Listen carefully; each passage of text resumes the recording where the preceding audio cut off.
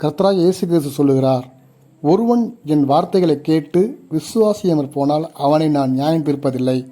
நான் உலகத்தை நியாயம் தீர்க்க வராமல் உலகத்தை ரட்சிக்க வந்தேன். என்னை தள்ளி என் வார்த்தைகளை ஏற்றுக்கொள்ளாதவனை நியாயம் தீர்க்கிறது ஒன்று இருக்கிறது. நான் சொன்ன வசனமே அவனை கடைசி நாளில் நியாயம் தீர்க்கும் என்று சொல்லியிருக்கிறார். நான் உங்களுக்கு சொல்லுகிற வசனங்கள் ஆவியும் ஜீவனுமாக இருக்குது என்று இயேசு கிறிஸ்து சொல்லியிருக்கிறார். அப்போ கர்த்தராகிய இயேசு கிறிஸ்து சொன்ன வசனம்தான் ஆவியும் ஜீவனுமாக இருக்கிறது.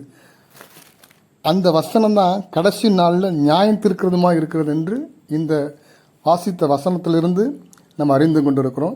கர்த்தராகிய இயேசு கிறிஸ்து இந்த உலகத்தில் வந்து மனிதனுடைய பாவங்களை தன்மையில ஏற்றுக்கொண்டு சிலுவையில் ரத்தம் சிந்தி மரித்து அடக்கம் பண்ணப்பட்டு உயிரோடு எழுந்தால் அவர் இந்த நாளும் ஜீவனுள்ளவரால் இருக்கிறார் என்று பரிசுத்த வேதாகம் சொல்லுகிறது.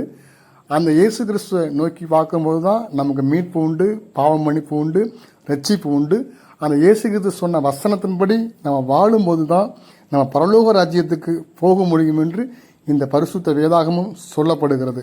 அப்போ இந்த வசனங்கள் கடைசி நாட்கள் நியாயம் தீர்க்கும் என்று சொல்லப்படுகிறது. இதை கேட்கிற நாம் ஒவ்வொருவரும் நம்மை நிதானித்து பார்க்க வேண்டும்.